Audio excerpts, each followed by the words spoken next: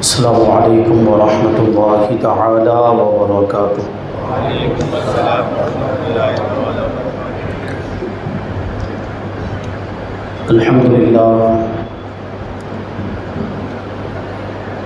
الحمدللہ رب العالمین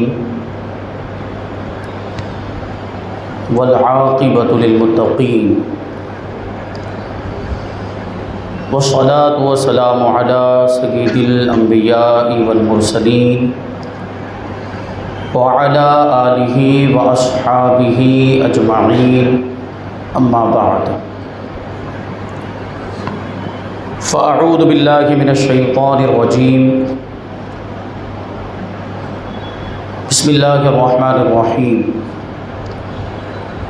وَلَا تَكُونُوا كَالَّذِينَ نَسُوا اللَّهَ فَأَنسَاهُمْ أَنفُسَهُمْ أُولَئِكَ هُمُ الْفَاسِقُونَ۔ لَا يَسْتَوِي أَصْحَابُ النَّارِ وَأَصْحَابُ الْجَنَّةِ أَصْحَابُ الْجَنَّةِ هُمُ الْفَائِزُونَ۔ صدق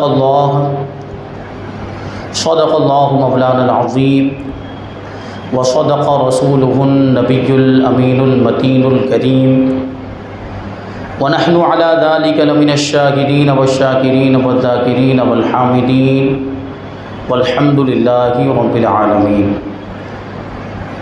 آئیے ہم اور آپ سب سے پہلے حضور سرور کائنات، فخر موجودات، باعث تخلیق کائنات، احمد مجتبی محمد مصطفیٰ صلی اللہ علیہ وسلم کی مقدس بارگاہ میں درود و سلام کا ہدیہ پیش کریں اور پڑھیں، اللہم صلی علی سیدنا و مولانا محمد معدن الجود والکرم وآلہ الکرام وابنہ الکریم وبارک وسلم، صلاۃ و سلاما علیک یا رسول اللہ صلی اللہ تعالی علیہ وسلم۔ عزیزان ملت اسلامیہ، انشاءاللہ ہم کل والے عنوان کو آگے بڑھائیں گے اور حضرت امیر معاویہ رضی اللہ تعالی عنہ پر ہونے والے اعتراضات میں سے ایک اعتراض اور اس کا جواب شامل کریں گے، اور پھر یزید کے کردار کے بارے میں کچھ باتیں ہم شامل کریں گے۔ حضرت امیر معاویہ رضی اللہ تعالی عنہ پر ایک اعتراض یہ ہوتا ہے، جو سب سے بڑا اعتراض ہے، کہ آپ نے اپنی زندگی میں یزید کو خلیفہ مقرر فرما دیا۔ تو اعتراض کرنے والے یہ کہتے ہیں کہ اس میں حضرت امیر معاویہ رضی اللہ تعالی عنہ نے 3 غلطیاں کی۔ ایک یہ کہ اپنی زندگی میں ہی یزید کو خلیفہ بنا دیا، جبکہ خلیفہ عام لوگوں کی رائے سے مقرر ہونا چاہیے، تو آپ نے خود ہی خلیفہ کیوں بنا دیا۔ اور دوسرا اعتراض یہ ہوتا ہے کہ آپ نے اپنے بیٹے کو اپنا جانشین بنایا، جبکہ اپنے بیٹے کو اپنا جانشین اور خلیفہ بنانا یہ قانون اسلام کے خلاف ہے، اور یزید جیسے فاسق و فاجر کے ہاتھ میں آپ نے حکومت کی باغ دوڑ سونپ دی، اور اسی کی وجہ سے کربلا جیسا دردناک واقعہ پیش آیا۔ اس لیے کربلا کے واقعے کی ذمہ داری پھر اب حضرت امیر معاویہ رضی اللہ تعالیٰ عنہ پہ آ جاتی ہے کہ اگر آپ نے یزید کو خلیفہ نہ بنایا ہوتا تو کربلا کا واقعہ پیش ہی نہ آتا، اور یزید جیسے فاسق و فاجر کو جب امام کا نماز کا امام بنانا درست نہیں ہے تو امام المسلمین بنانا کیسے جائز ہوگا؟ یہ اعتراض ہوتا ہے حضرت امیر معاویہ رضی اللہ تعالیٰ عنہ پر۔ اس کا جواب یہ ہے کہ اب پہلا سوال کہ اپنی زندگی میں خلیفہ بنانا، تو ایک خلیفہ کا اپنی زندگی میں دوسرے کو خلیفہ بنانا جائز ہے، یہ کوئی گناہ نہیں ہے۔ کیوں؟ اس کی دلیل کیا؟ کیونکہ سیدنا صدیق اکبر رضی اللہ تعالی عنہ نے بھی اپنی زندگی میں ظاہری حیات میں حضرت فاروق اعظم رضی اللہ تعالی عنہ کو خلیفہ مقرر فرمایا تھا، تو اپنی زندگی میں خلیفہ بنانا جائز ہے۔ اور دوسری بات یہ کہ اپنے بیٹے کو خلیفہ کیوں بنایا؟ تو بیٹے کو خلیفہ بنانا یا بیٹے کو جانشین بنانا یہ بھی قرآن و حدیث سے منع نہیں ہے۔ اسی وجہ سے تو آج کل صوفیہ، مشائخ اعظام، پیران اعظام اپنی اولاد کو اپنا جانشین بناتے کہ نہیں بناتے؟ اپنی اولاد کو اپنا خلیفہ بناتے کہ نہیں بناتے؟ اگر اپنے بیٹے کو خلیفہ بنانا اور اپنی اولاد کو جانشین بنانا ناجائز ہوتا تو پیران اعظام کا اپنے بیٹوں کو اپنا خلیفہ بنانا بھی ناجائز ہو جاتا۔ اور اگر کوئی یہ کہے کہ خلفائے اربعہ نے، 4 خلیفہ نے، صدیق اکبر، فاروق اعظم، عثمان غنی اور حضرت علی رضی اللہ عنہم نے اپنے بیٹوں کو خلیفہ نہیں بنایا، اس کا مطلب یہ ہے کہ یہ ناجائز ہے۔ بیٹے کو خلیفہ بنانا اس دلیل کی وجہ سے ناجائز، تو یہ دلیل بھی غلط ہے، کیونکہ خلفائے اربعہ نے جو کام نہیں کیے اس کا مطلب یہ نہیں ہے کہ وہ سارے کام ناجائز ہو جاتے ہیں۔ خلفائے اربعہ کے کسی کام کو نہ کرنا، کسی کام کا نہ کرنا یہ ناجائز ہونے کی دلیل نہیں، ورنہ تو بہت سے کام ناجائز ہو جائیں گے۔ جیسے کہ خلفائے اربعہ کے زمانے میں قرآن پاک میں اعراب زبر زیر پیش نہیں لگے تھے، اور حدیث پاک کو کتابی شکل میں جمع نہیں کیا گیا تھا، اسی طریقے سے فقہ کی اس طرح سے تدوین نہیں ہوئی جو بعد میں ہوئی، تو یہ سارے کام ناجائز ہو جائیں گے۔ اچھا، تیسرا سوال وہ یہ کہ فاسق و فاجر، یزید جیسے فاسق و فاجر کو حضرت امیر معاویہ نے خلیفہ بنا دیا، تو اس کا جواب یہ ہے کہ یہ کہیں بھی ثابت نہیں ہے کہ یزید حضرت امیر معاویہ رضی اللہ تعالیٰ عنہ کی ظاہری زندگی میں فاسق و فاجر تھا، اور نہ ہی یہ ثابت ہے کہ سیدنا امیر معاویہ رضی اللہ تعالیٰ عنہ نے یزید کو فاسق و فاجر جانتے ہوئے اسے خلیفہ بنایا، کیونکہ یہ بات ثابت اور مسلم ہے کہ یزید کا جو فسق و فجور ہے، اس کا فاسق و فاجر ہونا، گنہگار اور بدکار ہونا ہے، یہ سیدنا امیر معاویہ رضی اللہ تعالیٰ عنہ کی وفات کے بعد ظاہر ہوا ہے، اور کسی شخص کے فسق کے ظاہر ہونے سے پہلے اسے فاسق نہیں کہا جا سکتا، فسق ظاہر ہوگا تب فاسق کہیں گے۔ تو کہ سیدنا امیر معاویہ کے زمانے میں تو یزید کا فسق ظاہر ہی نہیں تھا، تو حضرت امیر معاویہ پہ الزام لگایا جا سکتا ہے؟ نہیں لگایا جا سکتا اس بات کا۔ جیسے کہ ایک مثال کے ذریعے بیان کیا جاتا ہے کہ ابلیس یہ فرشتوں کو پڑھایا کرتا تھا، معلم الملائکہ کہلاتا تھا، اور بڑا عظمت والا، عزت والا تھا، معلم الملائکہ، فرشتوں کو پڑھاتا تھا، لیکن اس وقت اس کو کافر نہیں کہا گیا، جب اس کا کفر ظاہر ہوا تب جا کے اس کو کافر کہا گیا، جب اس حضرت آدم علیہ السلام کو سجدہ کرنے سے انکار کیا تب اس کو کافر کہا گیا۔ تو کسی بھی شخص کو فاسق کہنے کے لیے پہلے اس کا فسق ثابت ہونا چاہیے، فسق اس کا ظاہر ہو جائے تب اس کو فاسق کہا جائے گا، فاسق مطلب گنہگار۔ تو حضرت امیر معاویہ رضی اللہ تعالی عنہ پر اس بنیاد پر اعتراض نہیں کیا جا سکتا، اور یہ بات کہ حضرت امیر معاویہ رضی اللہ تعالی عنہ نے یزید کو خلیفہ بنایا اور پھر اس کی وجہ سے کربلا جیسا واقعہ پیش آیا، تو کربلا کے واقعے کی ذمہ داری حضرت امیر معاویہ پر ہے۔ اگر کوئی یہ اعتراض کرے تو یہ اعتراض تو امام حسن مجتبی رضی اللہ تعالیٰ عنہ پر بھی ہوتا ہے۔ کیوں؟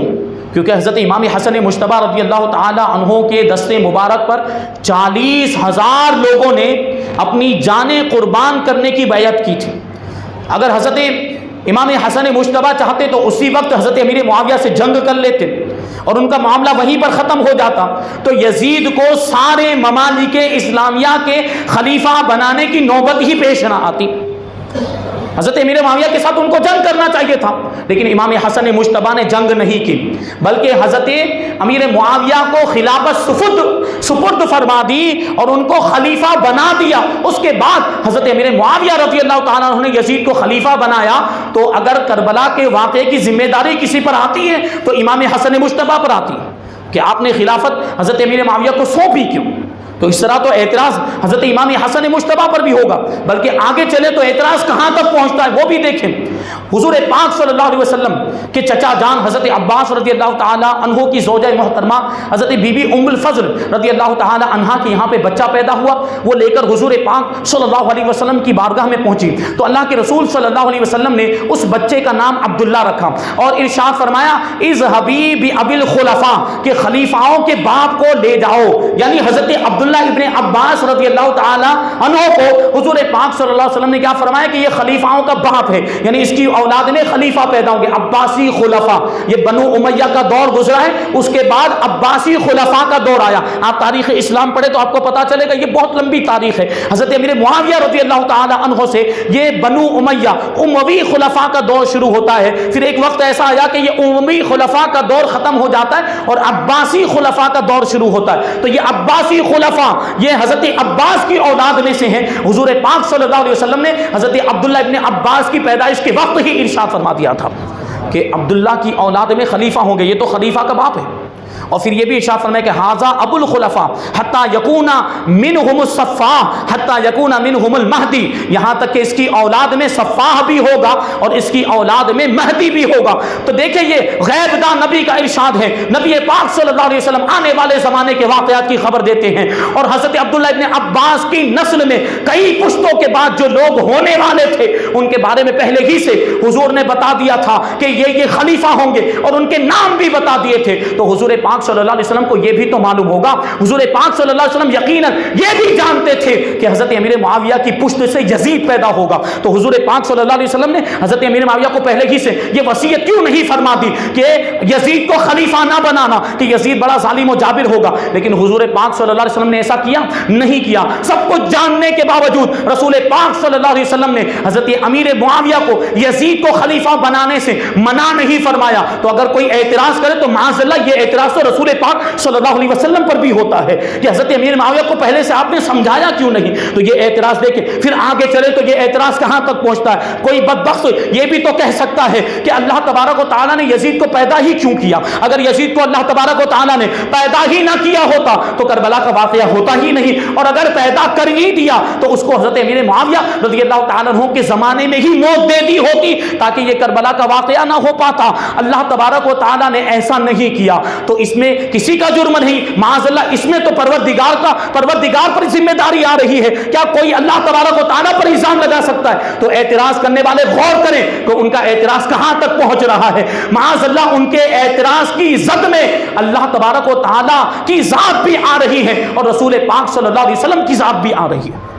تو یہ اعتراض کرنے والوں کو سوچنا چاہیے کہ وہ حضرت امیر معاویہ پر اعتراض کر رہے ہیں، اور معاذ اللہ ان کا اعتراض کہاں سے کہاں پہنچ رہا ہے۔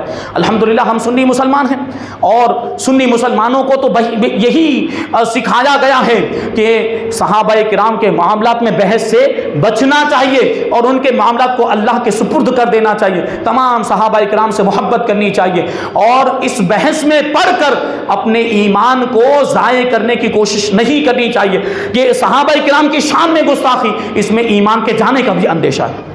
اور پھر غور کریں، بعض ہمارے اہل سنت و جماعت کے بعض علماء کرام نے اپنا ایک نظریہ یہاں پر پیش کیا ہے، بڑا بہترین نظریہ، اور یہ عقل میں آنے والی بات بیان کی ہے کہ حضرت امیر معاویہ رضی اللہ تعالیٰ عنہ نے یزید کو خلیفہ کیوں بنایا؟ تو حضرت امیر معاویہ رضی اللہ تعالیٰ عنہ اسلام کے اور مسلمانوں کے خیر خواہ تھے، بھلائی چاہنے والے تھے، اور وہ خونریزی، جنگ و جدال اور قتل و غارت گری نہیں چاہتے تھے۔ اور حضرت امیر معاویہ رضی اللہ تعالیٰ عنہ بڑی سوجھ بوجھ والے تھے، فراست والے تھے، اور سیاسی بصیرت اللہ تبارک و تعالیٰ نے آپ کو عطا فرمائی تھی۔ حضرت امیر معاویہ رضی اللہ تعالیٰ عنہ اپنی سیاسی بصیرت کی وجہ سے یہ سمجھ گئے تھے کہ اگر میں نے خلیفہ کا انتخاب عام لوگوں کی رائے پر چھوڑ دیا، کہ عام لوگوں کو اختیار دے دیا کہ جس کو چاہیں خلیفہ بنا لے، یا ایک مجلس شورا بنا دی، ایک مشورے کی مجلس اور میٹنگ بنا دی، اور چند لوگوں کو اس میں شامل کر کے ایک کمیٹی بنا دی اور ان کے حوالے کر دیا، تو کبھی بھی یہ سارے لوگ ایک آدمی پر متفق نہیں ہو پائیں گے اور ایک خلیفہ پر جمع نہیں ہو پائیں گے، اور اس کا نتیجہ یہ نکلے گا کہ مختلف علاقوں میں مختلف خلافت کے دعوے دار کھڑے ہو جائیں گے اور سب خلیفہ بن جائیں گے اور خلافت کا دعویٰ کر دیں گے۔ تو یہ خرابی ہوگی اور اسی وجہ سے خونریزیاں ہوگی۔ اور دوسری وجہ یہ، حضرت امیر معاویہ رضی اللہ تعالیٰ عنہ خلافت بنی ہاشم کو بھی تو دے سکتے تھے، تو حضرت امیر معاویہ رضی اللہ تعالیٰ عنہ نے سوچا کہ اگر خلافت بنی ہاشم کی طرف منتقل کر دی، اور بنو امیہ جو حضرت امیر معاویہ رضی اللہ تعالیٰ عنہ کا خاندان، بنو امیہ کے اندر یہ خاندانی عصمت، خاندانی عصبیت، تعصب جسے کہا جاتا ہے، وہ خاندان کا لحاظ اور خاندان پرستی کچھ پائی جاتی ہے اس کے اندر، اور ان کا معاملہ یہ ہے کہ ان کو بھی قوت بھی حاصل ہو گئی ہے اور ان کو شوکت بھی حاصل ہو گئی۔ اگر بنی ہاشم کی طرف خلافت کو منتقل کر دیا گیا تو یہ لوگ ہرگز اس کو قبول نہیں کریں گے، یعنی بنو امیہ اس کو قبول نہیں کریں گے، اور اس کے نتیجے میں اختلاف ہوگا، اس کے نتیجے میں جنگیں ہوں گی، اور اس کے نتیجے میں خونریزیاں ہوں گی۔ اس لیے حضرت امیر معاویہ رضی اللہ تعالیٰ عنہ نے یزید کو خلیفہ بنانا ہی مناسب سمجھا، اور پھر خلیفہ بنایا لیکن اس کو نصیحت بھی فرمائی، اور اس کی خلافت کے تعلق سے حضرت امیر معاویہ نے دعا بھی کی تھی. وہ دعا میں نے گزشتہ کل آپ کو سنائی کہ پروردگار اگر یزید نااہل ہے تو اس کی خلافت کو مکمل نہ کرنا، اور ایسا ہی ہوا، اس کی خلافت مکمل نہ ہو پائی اور اس کو خلیفہ بنایا تو صحیح لیکن امام علی مقام امام حسین رضی اللہ تعالی عنہ کے تعلق سے اس کو وصیت بھی فرمائی اور اس کو تاکید بھی فرمائی کہ امام علی مقام کے ساتھ اچھا سلوک کرنا، ان کے ساتھ اچھا برتاؤ کرنا اور ان کے خلاف مت جانا، کوئی بھی کام ان کے مشورے کے بغیر نہ کرنا. یہ حضرت امیر معاویہ رضی اللہ تعالیٰ عنہ کی سوجھ بوجھ. اور یہ ہمارے بعض علماء نے یہ نظریہ پیش کیا ہے کہ حضرت امیر معاویہ رضی اللہ تعالیٰ عنہ نے یزید کو خلیفہ کیوں بنایا، کیونکہ حالات سے مجبور تھے کہ کسی یعنی عام لوگوں کی رائے پر بھی نہیں چھوڑا جا سکتا تھا، اور بنو ہاشم کی طرف بھی خلافت کو اپنی رائے کے مطابق وہ منتقل نہیں کر سکتے تھے، اس لیے یزید کو خلیفہ بنایا. بہرحال اب ہم یزید کے کردار کی طرف آتے. ایک بات اور بہت ضروری ہے یہاں پر وہ بیان کر دیں کہ یہ جو معاملات اور اختلافات اور صحابہ کرام کے درمیان جو بھی ناراضگیاں اور ناچاکیاں ہوئی، اس کے بارے میں غنیۃ الطالبین میں غوث پاک سیدنا شیخ عبد القادر جیلانی غوث اعظم رضی اللہ تعالیٰ عنہ فرماتے ہیں. یہ کس کی کتاب ہے؟ غنیۃ الطالبین، غوث پاک رضی اللہ تعالیٰ عنہ کی کتاب. غوث پاک رضی اللہ تعالیٰ عنہ اولیاء کرام کے سردار ہیں، اور یہی لکھنے کی وجہ سے غوث پاک رضی اللہ تعالیٰ عنہ نے جو یہ باتیں اپنی کتاب کے اندر لکھی ہیں، شیعہ لوگ ان کو اسی وجہ سے نہیں مانتے، غوث پاک کو نہیں مانتے. سوچیں آپ، ہے سنیت کی پہچان غوث پاک کی عقیدت اور محبت. تو غوث پاک رضی اللہ تعالیٰ عنہ نے غنیۃ الطالبین میں کیا لکھا؟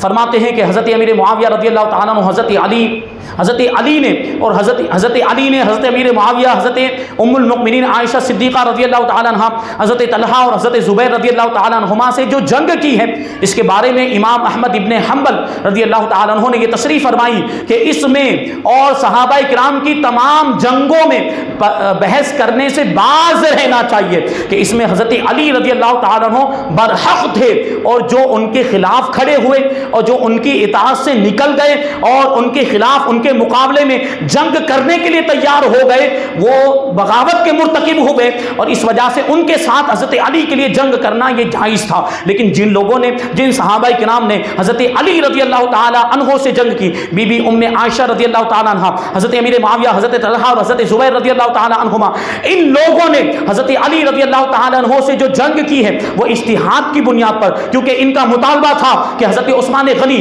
رضی اللہ تعالیٰ عنہ کے خون کا بدلہ لیا جائے، اور حضرت عثمان غنی رضی اللہ تعالیٰ عنہ یہ خلیفہ برحق تھے اور مدینہ منورہ میں مظلوم ہونے کی حالت میں شہید کر دیے گئے، اور ان کے قاتلین حضرت عثمان غنی رضی اللہ تعالیٰ عنہ کے قاتلین حضرت علی کے لشکر میں شامل تھے. اس لیے ان کے پاس بھی صحیح تعویل تھی کہ وہ ان کے لشکر میں کیوں آئے، وہ خود ہی شامل ہو گئے تھے، نے شامل نہیں کیا تھا، تو ان کے پاس بھی ایک صحیح وجہ موجود تھی، بھی صحیح تعویل کی طرف گئے. جن لوگوں نے حضرت علی رضی اللہ تعالیٰ عنہ سے جنگ کی تو کسی کو بھی برا نہیں کہا جا سکتا، کسی کی بھی شان میں گستاخی نہیں کی جا سکتی. یہ کس نے فرمایا؟ غوث پاک رضی اللہ تعالیٰ عنہ نے فرمایا.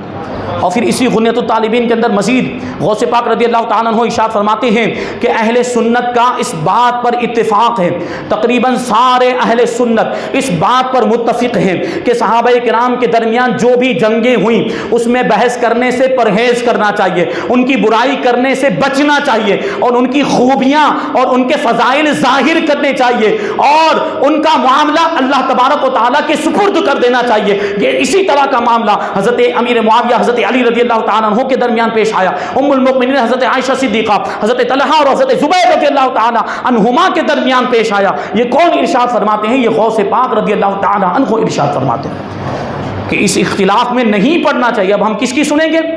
آج کل کے جاہل وہ شیعیت زدہ نیم رافضی کی بات سنیں گے یا ہم اولیاء کرام کے سردار غوث پاک کی بات سنیں گے؟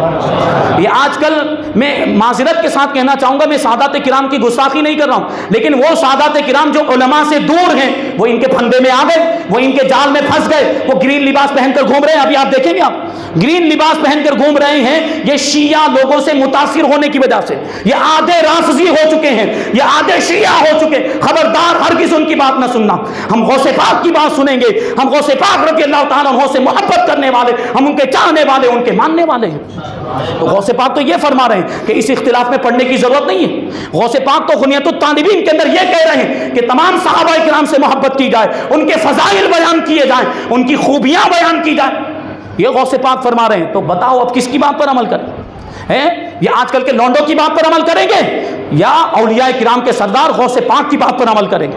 اور پھر آگے دیکھیں ہمارے امام اعظم ابو حنیفہ نعمان بن ثابت رضی اللہ تعالیٰ عنہ فقہ اکبر میں کیا فرماتے ہیں؟ آپ فرماتے ہیں نتولاہم جمیعا ولا نذکر الصحابۃ الا بخیر، کہ ہم تمام صحابہ کرام سے محبت کرتے ہیں اور ہم تمام صحابہ کرام کو بھلائی کے ساتھ ہی یاد کرتے ہیں، کسی کی برائی نہیں کرتے، تمام صحابہ کرام کا ذکر بھلائی کے ساتھ ہی کرتے ہیں۔ یہ کون کہہ رہا؟ امام اعظم، جن کے ہم فالوور، جن کے ہم مقلد ہیں اور انہی کی طرف نسبت کرتے ہوئے ہم حنفی کہے جاتے ہیں، وہ ہمارے امام کہہ رہے ہیں۔ تو بتاؤ ہم اپنے امام کی بات نہیں مانیں گے؟ ہم اپنے امام کی بات مانیں گے کہ جاہلوں کی بات مانیں گے؟ یہ معلومات نہ ہونے کی وجہ سے، علماء سے دور ہونے کی وجہ سے یہ بہکاوے میں وہ شیعہ لوگ بہکاتے ہیں اہل بیت کی محبت، اہل بیت کی محبت، اور اسی چکر میں یہ ان کے جال میں پھنس جاتے ہیں اور یہ گمراہیت کے شکار ہو جاتے۔ تو کیا ہم اہل سنت اہل بیت سے محبت نہیں کرتے؟ ہم یقیناً اہل بیت سے محبت کرتے ہیں۔ ہم تو اہل بیت کے نام پر اپنی جان، اپنا مال، اپنا سب کچھ قربان کر سکتے ہیں۔ ہم تو اہل بیت سے ویسی محبت کرتے ہیں جیسی کرنی چاہیے۔ تو یہ بات ہے۔ اور پھر آگے چلیں تو مجدد الف ثانی شیخ احمد سرہندی رحمۃ اللہ تعالی علیہ مکتوبات میں کیا فرماتے ہیں؟ مکتوبات میں ارشاد فرماتے ہیں کہ خلاف و نزاع کے درمیان اصحاب واقع شدہ بود محمول بر ہوائے نفسانی نیست محمول بر ہوائے نفسانی نیست و در خدمت در صحبت خیر البشر نفوس عیشا تزکیہ رسیدہ بودن۔ یہ فارسی کی عبارت ہے اور اس کا ترجمہ یہ ہوتا ہے کہ صحابہ کرام کے درمیان جو کچھ بھی جھگڑے ہوئے اور صحابہ کرام کے درمیان جو کچھ بھی اختلافات ہوئے وہ نفسانیت کی وجہ سے نہیں، وہ نفسانیت کی وجہ سے نہیں ہوئے تھے، وہ دل کے کینے کی وجہ سے یا عداوت کی وجہ سے نہیں ہوئے تھے، کیونکہ صحابہ کرام حضور پاک صلی اللہ علیہ وسلم کی صحبت کی برکت سے ان کے سینے ایک دوسرے کے کینے اور دشمنی سے پاک ہو چکے تھے۔ یہ کون کہہ رہا ہے؟ مجدد الف ثانی کہہ رہے ہیں۔ تو بتاؤ کہ مجدد الف ثانی کی بات مانیں گے کہ آج کل کے جاہلوں کی بات مانیں گے؟ یہ بات غور کرنے کی ہے۔ ہم الحمدللہ غوث پاک رضی اللہ تعالیٰ عنہ کے ماننے والے، ہم الحمدللہ امام اعظم ابو حنیفہ رضی اللہ تعالیٰ عنہ کے ماننے والے، ہم مجدد الف ثانی حضرت شیخ سرہندی فاروقی رحمۃ اللہ تعالیٰ علیہ کے ماننے والے ہیں، ہم ان سے محبت کرنے والے، ہمیں انہی کے فرمان پر عمل کرنا چاہیے اور ہم ان کے فرمان پر عمل کرتے بھی ہیں۔ تو ہم صحابہ کرام کے اختلاف میں کچھ بولتے نہیں، ہر صحابی سے ہم محبت کرتے ہیں، ہم حضرت امیر معاویہ سے بھی محبت کرتے ہیں، دوسرے صحابہ سے بھی محبت کرتے ہیں اور ان کے معاملے کو اللہ کے حوالے کر دیتے ہیں، کیونکہ کسی صحابی کی شان میں گستاخی کرنا یہ اللہ اور اس کے رسول کی ناراضگی کا سبب ہے۔ تو ہم کیوں اللہ اور اس کے رسول کو ناراض کریں؟ کوئی ایک مومن، ایک مسلمان ہرگز یہ نہیں سوچ سکتا کہ اللہ اور اس کے رسول اس سے ناراض ہو جائے۔ تو ہم تو بچنا چاہیں گے نا اللہ اور اس کے رسول کی ناراضگی سے۔ تو یہ بات آپ ذہن میں رکھیں، یہ بات آپ ذہن میں رکھیں کہ تفضیلیت بہت زیادہ پھیل رہی، شیعیت بہت زیادہ پھیل رہی ہے، اور ان سادات کرام کو بھی میں توجہ دلانا چاہوں گا کہ آپ صحیح راستے پر آ جائیں، بھٹک گئے ہیں۔ اہل سنت و جماعت کے دامن سے وابستہ ہو جائے تو نجات مل جائے گی، کامیاب ہو جائیں گے۔ ہم سادات کرام کا ادب و احترام کرتے ہیں، ان کی جوتیاں ہمارے سروں پر، ان کی جوتیاں ہمارے سروں پر۔ ہمارے امام نے تو کہا کہ سید اگر فاسق بھی ہو تب بھی اس کی تعظیم کی جائے گی، یہ ہمارے امام اعلیٰ حضرت نے کہا۔ تو ہم تو سادات کرام کا ایسا احترام کرتے ہیں، لیکن سادات کرام کو بھی تو اپنے مرتبے کا خیال کرنا ہے، سادات کرام کو بھی اپنے مرتبے کا لحاظ کرنا ہے۔ وہ اس طرح کسی کی بھی باتوں میں آ جائیں گے، وہ کسی کی بھی بات حب اہل بیت کا وہ جھانسا لے کر آتے ہیں اور حب اہل بیت کا وہ یوں سمجھے کہ سبز باغ دکھا کر ان کو اپنے جال میں پھانس لیتے ہیں اور یہ پھنس بھی جاتے ہیں۔ اللہ تبارک و تعالی ہدایت عطا فرمائے۔ تو یزید کی بات کریں تو یزید امیر معاویہ کا بیٹا اور اس کی کنیت ابو خالد تھی، اور یہ وہ بد باطن اور خبیث آدمی ہے جس کی پیشانی پر نواز رسول شہزادہ بطول امام علی مقام امام حسین رضی اللہ تعالیٰ عنہ کے قتل کا سیاہ داغ لگا ہوا ہے، جس کی وجہ سے ہر زمانے میں اس پر ملامت کی جاتی رہی، اس کی برائی کی جاتی رہی اور رہتی دنیا تک اس پر ملامت کی جاتی رہے گی اور اس کی برائی کی جاتی رہے گی۔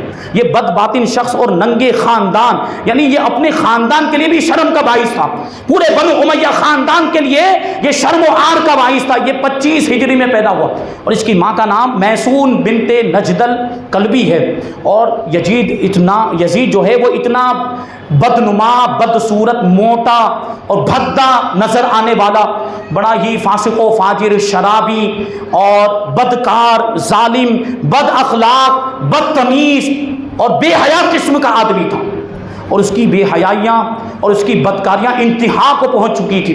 حضرت عبداللہ رضی اللہ تعالیٰ عنہ جو حضرت حنظلہ غسیل ملائکہ رضی اللہ تعالیٰ عنہ کے صاحبزادے ہیں، وہ کہتے ہیں کہ واللہ ما خرجنا علی یزید حتی خفنا ان نرما بالحجارۃ من السماء، کہ ہم نے یزید کے خلاف ہم نے یزید کے خلاف اعلان جنگ اس وقت کیا جب ہم کو یہ خوف لاحق ہوا کہ یزید کی بدکاریوں کی وجہ سے ہم پر آسمان سے پتھروں کی بارش ہوگی۔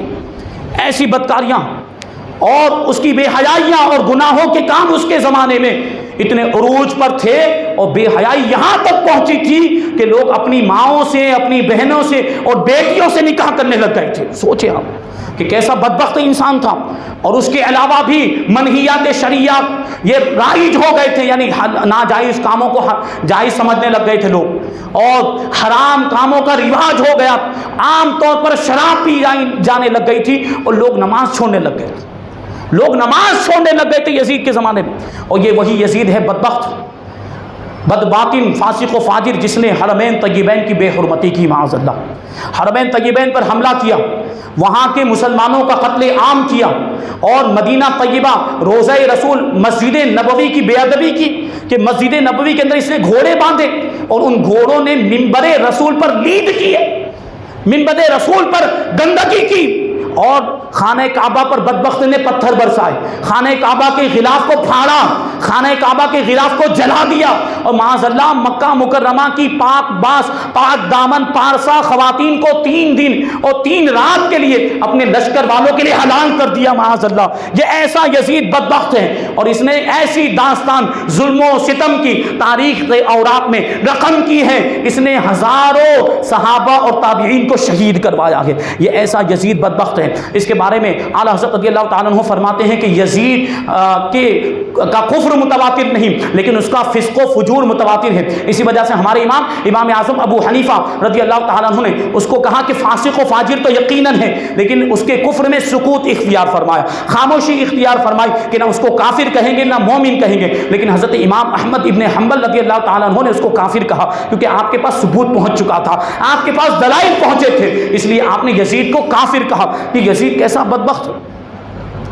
حدیث شریف ہے، حضرت ابو دردہ رضی اللہ تعالیٰ عنہ سے روایت ہے کہ اللہ کے رسول صلی اللہ علیہ وسلم نے ارشاد فرمایا کہ اول من یبدل سنتی رجل من بنی امیہ یقال له یزید۔ اللہ کے رسول صلی اللہ علیہ وسلم نے پہلے، اگرچہ یہ حدیث ضعیف ہے، لیکن حضور نے پہلے ہی ارشاد فرما دیا تھا کہ سب سے پہلے میری سنت کو بدلنے والا بنو امیہ کا ایک آدمی ہوگا جس کا نام یزید ہوگا۔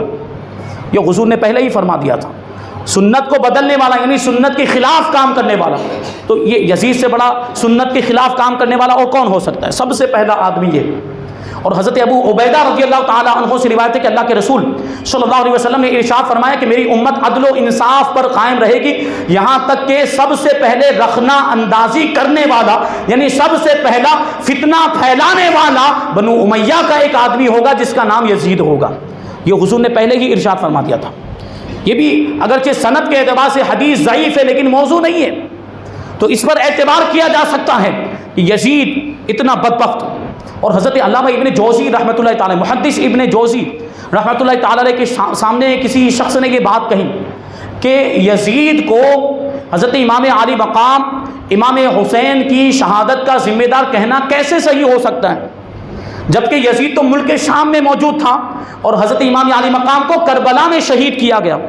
یہ واقعات کی روشنی میں آپ کو معلوم، ابن زیاد کو بھیجا تھا نا کسی نے، یزید نے، یزید تو وہاں بیٹھا ہوا تھا ملک شام میں دمشق میں، گورنر ہاؤس کے اندر دارالخلافت کے اندر بیٹھا ہوا تھا، اور ابن زیاد تو وہ شخص سوال پوچھتا ہے محدث ابن جوزی سے کہ یزید کو امام علی مقام کا قاتل کہنا درست نہیں ہے، کیونکہ امام علی مقام کو شہید کیا کربلا میں، اور یزید کہاں بیٹھا ہوا تھا؟ ملک شام میں۔ تو حضرت ابن جوزی رحمۃ اللہ تعالی علیہ نے ایک شعر پڑھا، اس شعر کا ترجمہ کیا غور کریں گے آپ؟ انہوں نے شعر پڑھا، اس کا ترجمہ یہ ہے کہ تیر ملک عراق میں موجود تھا اور تیر چلانے والا ذی سلم یعنی ملک شام میں موجود تھا۔ یعنی اگرچہ امام علی مقام کو شہید کیا گیا ہے، کربلا میں شہید کیا اور ابن زیاد وغیرہ نے شہید کیا، لیکن حکم کس نے دیا تھا؟ تیر تو اسی نے چلایا وہاں سے، یعنی حکم تو اسی نے دیا، اور فرماتے کہ اے تیر چلانے والے تیرا نشانہ کیا غضب کا تھا کہ وہاں بیٹھ کر امام علی مقام کو شہید کروایا۔ ذمہ دار وہی ہے، یزید ہی ذمہ دار ہے، اسی نے حکم دیا تھا امام علی مقام کو شہید کرنے کا۔ اور پھر آگے روایت ہے ابن ابو الفرات بیان کرتے ہیں کہ میں ایک مرتبہ حضرت عمر ابن عبد العزیز رضی اللہ تعالیٰ عنہ کی بارگاہ میں بیٹھا ہوا تھا کہ یزید کا ذکر آ گیا، تو کسی شخص نے یزید کو امیر المؤمنین کہہ دیا، امیر المؤمنین یزید ابن معاویہ کہہ دیا، تو حضرت عمر ابن عبد العزیز ناراض ہو گئے اور ارشاد فرمایا کہ تو اس شخص کو امیر المؤمنین کہتا ہے، اور پھر حکم دیا کہ یزید کو امیر المؤمنین کہنے والے کو 20 کوڑے لگائے جائیں۔ حضرت عمر ابن عبد العزیز نے کوڑے لگوائے جس نے یزید کو امیر المؤمنین کہا تھا۔ حالانکہ غور کریں تو حضرت عمر ابن عبد العزیز خود بنو امیہ کے خاندان سے آپ کا تعلق، یزید کا بھی تعلق اسی خاندان سے، حضرت عمر ابن عبد العزیز کا تعلق بھی اسی خاندان سے۔ حضرت عمر ابن عبد العزیز مروان ابن حکم کے پوتے اور عبد الملک ابن مروان کے داماد ہیں، اس کے باوجود یزید کو امیر المؤمنین کہنے پر ایسے ناراض ہوئے کہ 20 کوڑے لگوائے۔ اور آپ کی شان کیا، میں نے بتایا کہ آپ کو امام الہدیٰ کہا جاتا ہے، حضرت عمر ابن عبد العزیز کا شمار خلفائے راشدین میں کیا جاتا ہے، اور آپ یزید کو امیر المؤمنین کہنے والے کے تعلق سے حکم صادر فرما رہے ہیں کہ اسے 20 کوڑے لگائے جائیں۔ آج بھی اس زمانے میں کچھ لوگ موجود ہیں جو یزید کی تعریف کرتے ہیں اور یزید کو امیر المؤمنین کہتے ہیں، ان کو اس واقعے سے عبرت حاصل کرنی چاہیے۔ اور اس زمانے میں اگر امیر المؤمنین عمر ابن عبد العزیز ہوتے تو یزید کو امیر المؤمنین کہنے والوں کو 20 کوڑے لگواتے۔ اس سے ہمیں کیا پتہ چلا کہ یزید بہت بدباطن اور بدبخت تھا۔ بہرحال یہ واقعات کا ایک سلسلہ ہے جو میں نے عرض کیا تھا کہ وہ حدیث قسطنطنیہ کے بارے میں، اس سے پہلے ایک بات اور عرض کر دوں، وہ رہ گئی کہ یزید کو ہم کیا کہتے ہیں؟ یزید پلید، یزید پلید، پلید کا مطلب کیا ہوتا ہے؟ ناپاک۔ یقیناً یزید ناپاک ہے۔ تو اعلیٰ حضرت رضی اللہ تعالیٰ عنہ سے کسی نے پوچھا کہ یزید کو پلید کہنا کیسا ہے، یزید کو پلید کہنا کیسا ہے؟ تو امام اہل سنت لکھتے ہیں کہ یزید بے شک پلید ہے، اسے پلید کہنا لکھنا جائز ہے، اور رحمت اللہ تعالی علیہ اسے وہی کہے گا جو ناصبی ہے، اہل بیت رسالت کا دشمن ہے۔ کچھ لوگ رحمت اللہ علیہ بھی لکھتے ہیں، یہ وہابی دیوبندی، اندر سے ان کو یزید سے بڑی محبت ہے، یہ لکھتے ہیں رحمت اللہ یزید رحمت اللہ علیہ امیر المؤمنین، وہی دیوبندی لکھتے ہیں، یزید کو امیر المؤمنین لکھتے ہیں، اور یہ حدیث پاک کا سہارا بھی وہی لیتے ہیں۔ حدیث قسطنطنیہ، یزید کے بارے میں آپ نے سنا کہ کتنا بدبخت تھا اور اس نے کیسی بے رحمی کا مظاہرہ کیا، حرمین طیبین کی بے حرمتی کی، اور ہزاروں صحابہ اور تابعین کو اس نے شہید کرایا، اور امام علی مقام امام حسین رضی اللہ تعالیٰ عنہ آپ کے اہل بیت اطہار کو بڑی بے دردی کے ساتھ شہید کروایا۔ اس بدبخت کو پیدائشی جنتی اور بخشایا ہوا ثابت کرنے کی کوشش کرتے ہیں، اور اس میں ایڑی چوٹی کا زور لگا دیتے ہیں۔ ابھی اگرچہ اپنے آپ کو سنی کہیں یا دیوبندی کہیں، لیکن یہ حقیقت میں اہل بیت کے دشمن ہیں، اور یہ خارجی یزیدی ہیں جو یزید کو جنتی ثابت کرنے کی کوشش کرتے ہیں، اور جنتی کا بخشایا ہوا ثابت کرتے ہیں، اور وہ حدیث قسطنطنیہ اس کی حمایت میں پیش کرتے ہیں۔ اور یہ ان کا مقصد کیا ہے؟ اس بات میں ان کا مقصد یہ ہے، وہ یہ ثابت کرنا چاہتے ہیں کہ معاذ اللہ امام علی مقام امام حسین رضی اللہ تعالیٰ عنہ نے یزید کے خلاف علم بغاوت بلند کیا، علم جہاد بلند کیا۔ یزید جو تھا وہ خلیفہ برحق تھا، اس کے خلاف اس کی بیعت نہ کر کے امام علی مقام نے غلط کیا معاذ اللہ، اور امام علی مقام کی وجہ سے یہ سارا فتنہ اور فساد ہوا معاذ اللہ رب العالمین۔ یہ لوگ ثابت کرنے کی کوشش کرتے ہیں۔ تو وہ حدیث پاک سب سے پہلے ہم سماعت کرتے ہیں کہ وہ حدیث کون سی؟ حدیث قسطنطنیہ۔ قسطنطنیہ ایک شہر ہے جو ابھی ترکی کے اندر موجود ہے، جس کو استنبول کہا جاتا ہے، نہیں اب تو چھوٹا ہو گیا، پہلے یہ بڑا تھا، وہ محدود ہو گیا، ابھی استنبول اس کو کہہ سکتے ہیں۔ اور اسی شہر کا نام پرانے زمانے میں قسطنطنیہ یا اس کے آس پاس کے کچھ علاقوں کو ملا کر اس کو قسطنطنیہ کہا جاتا ہے۔ تو حدیث پاک میں اس شہر کے بارے میں ارشاد فرمایا کہ اول جیش یغزون مدینۃ قیصر مغفور لهم، کہ سب سے پہلا لشکر جو قیصر کے شہر قسطنطنیہ پر حملہ کرے گا وہ سارے کے سارے بخشے ہوئے ہیں، ان سب کی مغفرت ہو چکی ہے۔ یہ اللہ کے رسول صلی اللہ علیہ وسلم نے بشارت عطا فرمائی کہ سب سے پہلے جو قسطنطنیہ پر حملہ کریں گے وہ سب بخشے ہوئے ہیں۔ یہ حضور پاک صلی اللہ علیہ وسلم کا ارشاد، یقیناً حضور پاک صلی اللہ علیہ وسلم کا ارشاد برحق ہے، حضور پاک صلی اللہ علیہ وسلم کا فرمان غلط نہیں ہے، لیکن اس کو فٹ کرتے ہیں یزید پر اور کہتے ہیں کہ یزید نے قسطنطنیہ پر حملہ کیا تھا۔ تو یزید نے قسطنطنیہ پر حملہ کیا تھا، لیکن یہاں بات کیا چل رہی ہے کہ سب سے پہلے حملہ کرنے والا لشکر، سب سے پہلے حملہ کرنے والا لشکر یزید نے سب سے پہلے حملہ کیا تھا، یہ ثابت نہیں ہے۔ یزید نے سب سے پہلے قسطنطنیہ پر حملہ کیا تھا، یہ دعویٰ غلط ہے، یہ دعویٰ صحیح نہیں۔ اب اس کا ہم جائزہ لیں تو یزید نے جو قسطنطنیہ پر حملہ کیا تھا اس کے بارے میں 4 اقوال ہیں کہ کون سے سن میں اس نے حملہ کیا تھا۔ تو ایک قول یہ ہے کہ 49 ہجری میں حملہ کیا تھا، دوسرا قول یہ ہے کہ 50 ہجری میں، تیسرا قول یہ ہے کہ 52 ہجری میں، اور چوتھا قول یہ ہے کہ 55 ہجری میں اس نے حملہ کیا تھا۔ بہرحال 49 سے لے کر 55 تک کے اقوال ملتے ہیں۔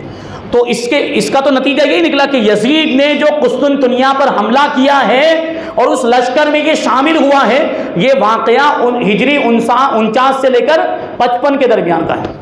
یہ بات تو ثابت ہو گئی کہ یہ واقعہ ہجری 49 سے لے کر ہجری 55 کے درمیان کا۔ اب چاہے سپہ سالار کے طور پر شریک ہوا ہو یا اس کے سپہ سالار حضرت سفیان ابن عوف رہے ہوں اور یہ ایک معمولی سپاہی کے طور پر شریک ہوا ہو، بہرحال کچھ بھی ہو، یہ واقعہ ہجری 49 اور 55 کے درمیان کا ہے، جبکہ سب سے پہلا حملہ اس سے بھی پہلے ہجری 49 سے بھی پہلے حضرت عبد الرحمن ابن خالد ابن ولید نے کیا۔ حضرت عبد الرحمن جو حضرت خالد ابن ولید کے صاحبزادے، حضرت عبد الرحمن ابن خالد ابن ولید نے سب سے پہلے قسطنطنیہ پر حملہ کیا۔ اور یہ کیسے ثابت ہوتا ہے؟ یہ اس طرح ثابت ہوتا ہے کہ حضرت عبد الرحمن ابن خالد ابن ولید رضی اللہ تعالیٰ عنہ کا جو انتقال ہوا ہے وہ 46 ہجری میں ہوا ہے یا 47 ہجری میں ہوا۔ تو اب اپنی وفات کے بعد تو حملہ نہیں کریں گے۔ اس کا مطلب کیا ہوا کہ حضرت عبد الرحمن نے جو حملہ کیا تھا وہ 46 ہجری سے پہلے کیا، اور یزید نے جو حملہ کیا اس کے بارے میں 3 اقوال یا 4 اقوال لے لیں تو جو سب سے کم والا جو قول ہے یعنی 49 والا قول، اس کے مطابق بھی یہ ثابت نہیں ہوتا کہ اس لشکر میں وہ شامل تھا، حضرت عبد الرحمن والے لشکر میں۔ اس کا مطلب کیا ہوا کہ پہلے جو حملہ ہوا ہے جو حضرت عبد الرحمن ابن خالد ابن ولید نے قسطنطنیہ پر کیا، اس میں حضرت ابو ایوب انصاری رحمۃ اللہ تعالی علیہ بھی شامل تھے۔ حضرت ابو ایوب انصاری رضی اللہ تعالیٰ عنہ بھی شامل، صحابی رسول۔ اور یہ روایت ابو داؤد شریف کے اندر موجود جو کتاب صحاح ستہ میں شمار ہوتی ہے، حدیث کی 6 مشہور اور سب سے زیادہ معتبر کتابوں میں سے ایک کتاب ہے سنن ابی داؤد، اور اس کتاب کے اندر اب اگر کسی دوسری کتاب کے اندر کوئی روایت ہو تو ظاہر سی بات ابو داؤد کی روایت کو پہلے مانا جائے گا کیونکہ زیادہ معتبر کتاب کے اندر ہے۔ تو حضرت عبد الرحمن ابن خالد ابن ولید نے 46 ہجری سے پہلے حملہ کیا تھا، اور یہ حملہ سب سے پہلا حملہ ہے، اور ان کے لیے وہ بشارت ہے، یہ حملہ کرنے والوں کے لیے بشارت۔ اگرچہ یہ وہاں تک نہیں پہنچ پائے تھے، قسطنطنیہ اس وقت فتح نہیں، بلکہ قسطنطنیہ تو ایک زمانے تک فتح نہیں ہو پایا۔ قسطنطنیہ کو تو عثمانی بادشاہ سلطان محمد فاتح نے فتح کیا ہے قسطنطنیہ کو، یہ تو بہت زمانے کی بات۔ تو یہ بات، تو یہ جو کہتے ہیں کہ یزید نے سب سے پہلے حملہ، وہ بات غلط ثابت ہو گئی، وہ بات، اور وہ حدیث پاک کے تحت داخل ہی نہیں یزید، اور اس بشارت کا حقدار ہی نہیں ہے۔ اور اگر تسلیم بھی کر لیا جائے اور اگر مان لیا جائے کہ یزید پہلے حملے میں شامل تھا، تو اس کا یہ مطلب نہیں ہے کہ اس کے کرتوت معاف ہو گئے اور اس کی بخشش ہو گئی جو امام علی مقام کو اس نے شہید کیا، کیونکہ دیکھیں بہت ساری حدیثوں کے اندر گناہوں کی بخشش کا ذکر ہے اور مغفرت کا ذکر ہے۔ اللہ کے رسول صلی اللہ علیہ وسلم ایک حدیث پاک میں ارشاد فرماتے کہ ما من مسلمین یلتقیان فیتصافحان الا یغفر لهما قبل ان یفترقا او کما قال علیہ السلام، کہ جو بھی 2 مسلمان آپس میں ملتے ہیں اور پھر مصافحہ کرتے ہیں تو جدا ہونے سے پہلے دونوں کی بخشش ہو جاتی ہے، جدا ہونے سے پہلے دونوں کے گناہوں کی مغفرت ہو جاتی ہے۔ اور ایک حدیث پاک میں اللہ کے رسول صلی اللہ علیہ وسلم ارشاد فرماتے کہ من فطر فیہ صائما کان لہ مغفرۃ لذنوبہ، کہ جو رمضان کے مہینے میں کسی روزے دار کو افطار کرائے وہ اس کے گناہوں کی بخشش کا ذریعہ ہو جاتا ہے، وہ اس کے گناہوں کی بخشش کا ذریعہ ہو جاتا ہے۔ اور ایک حدیث پاک میں اللہ کے رسول ارشاد فرماتے کہ یغفر لامتی فی آخری لیلۃ من رمضان، کہ رمضان کی آخری رات میں اللہ تبارک و تعالی میری امت کے گناہوں کو معاف فرما دیتا ہے۔ تو ان حدیثوں میں بھی بخشش کا ذکر ہے، ان حدیثوں میں بھی گناہوں کی مغفرت کا ذکر ہے کہ نہیں؟ لیکن کیا اس کا یہ مطلب ہے کہ جو کسی مسلمان سے مصافحہ کر لے، جو کسی مسلمان سے ملاقات کر لے، اور جو کسی مسلمان روزے دار کو رمضان کے اندر افطار کرا دے پھر جو چاہے کرے معاف ہے؟ ایسا اس کا مطلب ہے؟ کیا کسی مسلمان سے مصافحہ کر لے پھر وہ حرمین شریفین کی بے حرمتی کرے تو معاف ہے؟ کیا وہ مسجد نبوی میں گندگی ڈالے، منبر رسول پر گندگی ڈالے تو کیا وہ معاف ہے؟ کیا کوئی رمضان میں روزے دار کو افطار کرا دے اور ہزاروں صحابہ کرام کا قتل کرے، ہزاروں تابعین کو شہید کرا دے تو کیا یہ اس کا عمل معاف ہو جائے گا؟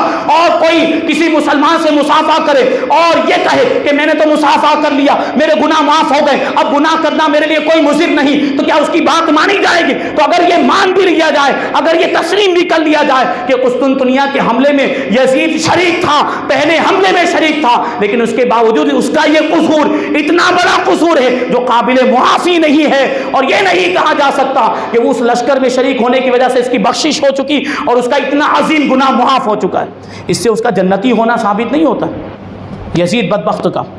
بہرحال یزید بڑا ہی فاسق و فاجر، ظالم و جابر اور بے حیا، بدکار، زناکار، بہت بڑا گنہگار تھا۔ اب ہمیں غور کرنا ہے کہ ہم یزید کے طریقے پر ہیں یا امام حسین کے طریقے پر۔ یہ بات میں پہلے بھی عرض کر چکا ہوں، انشاءاللہ تبارک و تعالیٰ ابھی کل کا جو بیان ہوگا آپ سنیں گے اہل بیت اطہار کی شان، لیکن ابھی ہم اس پر غور کریں کہ ہم امام علی مقام امام حسین رضی اللہ تعالیٰ عنہ کی یاد منا رہے ہیں، امام علی مقام امام حسین رضی اللہ تعالیٰ عنہ کی محفل میں شریک ہوئے، اور یہ بات ذہن میں رکھیں کہ امام علی مقام کی جو جنگ تھی وہ ظلم کے خلاف تھی۔ امام علی مقام رضی اللہ تعالیٰ عنہ نے اپنا سب کچھ قربان کیا۔ کیوں کیا؟ امام علی مقام نے اپنے اہل بیت کو اپنے سامنے شہید ہوتے ہوئے دیکھا، اپنے عیز و اقارب، اپنے چاہنے والوں کو اپنی نگاہوں کے سامنے شہید ہوتے ہوئے دیکھا، اپنے آنکھوں کے تاروں کو، جگر کے ٹکڑوں کو اپنے سامنے لہو میں تڑپتے ہوئے دیکھا۔ یہ کیوں؟ اور خود اپنی جان بھی قربان کر دی۔ اس کا مقصد کیا تھا؟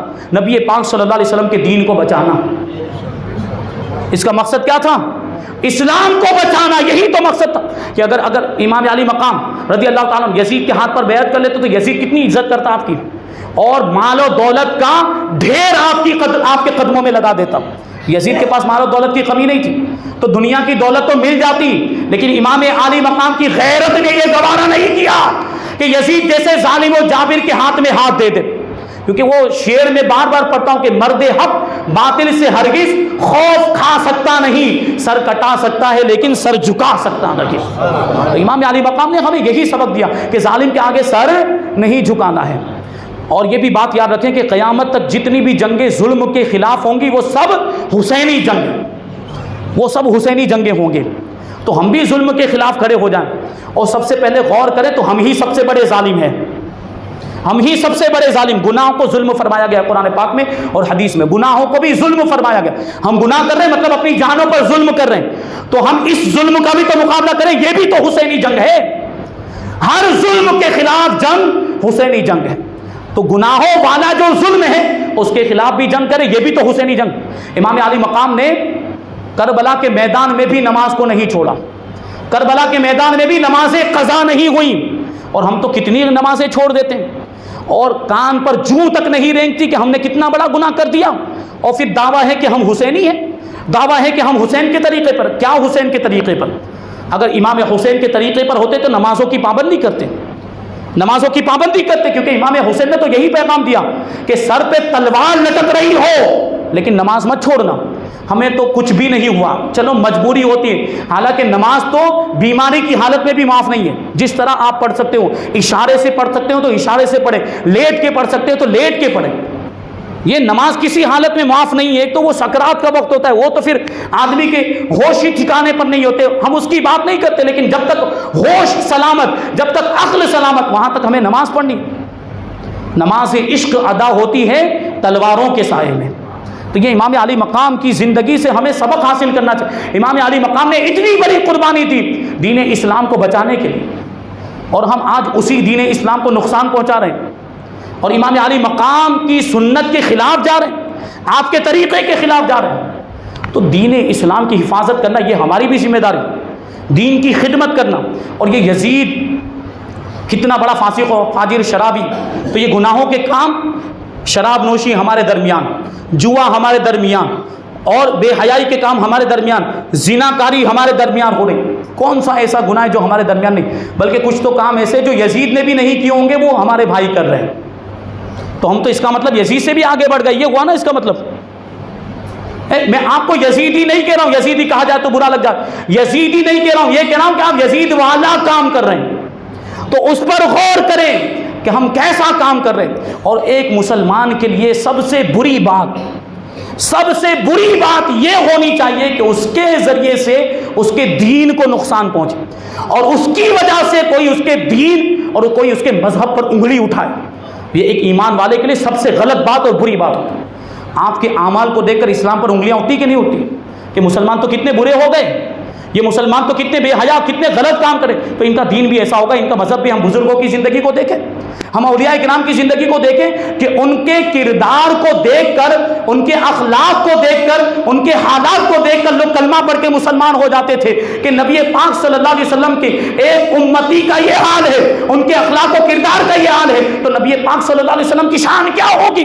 وہ کلمہ پڑھ کے مسلمان ہو جاتے تھے۔ لیکن آج ہمارا حال یہ کہ اگر کوئی قریب ہوتا ہو تو ہمارے اعمال کو دیکھ کر، ہماری برائیوں کو دیکھ کر دور ہو جائے، یہ ہمارے اعمال۔ تو اگر ہم واقعی امام علی مقام امام حسین رضی اللہ تعالیٰ عنہ کے ماننے والے ہیں تو یہی کربلا کا پیغام ہے۔ کربلا کا پیغام یہ کہ سب کچھ قربان کر دینا، لیکن دین کا دامن، سنت رسول کا دامن اور اسلام کا دامن ہاتھ سے کبھی نہ چھوڑنا۔ یہی تو یزید کے خلاف جنگ تھی امام علی مقام کی، یزید کے خلاف جنگ نہیں، یہ یزید جیسی سوچ کے خلاف جنگ۔ قیامت تک جو بھی ایسی سوچ والا پیدا ہوگا اس کے خلاف ہماری جنگ جاری رہنی چاہیے، اور خود ہماری سوچ کے خلاف بھی ہماری جنگ ہونی چاہیے۔ گناہوں والی سوچ، گناہوں والی زندگی کو تبدیل کریں اور نیکیوں کی طرف آئیں۔ اللہ تبارک و تعالیٰ کی بارگاہ میں دعا ہے کہ امام علی مقام امام حسین رضی اللہ تعالیٰ عنہ کے صدقے میں ہم سب کو گناہوں سے بچنے کی توفیق عطا فرمائے، دین اسلام کے لیے ہمیں اپنا سب کچھ قربان کرنے کی توفیق عطا فرمائے۔ شہدائے کرام کے ایثار و قربانی کے جذبے کے چھینٹے اللہ تبارک و تعالیٰ ہم سب کو بھی عطا فرمائے۔ مذہب اہل سنت و جماعت مسلک اعلیٰ حضرت پر ہم سب کو قائم و دائم رکھے اور اسی پر ہم سب کا خاتمہ فرمائے۔ وما علینا الا البلاغ۔ السلام علیکم۔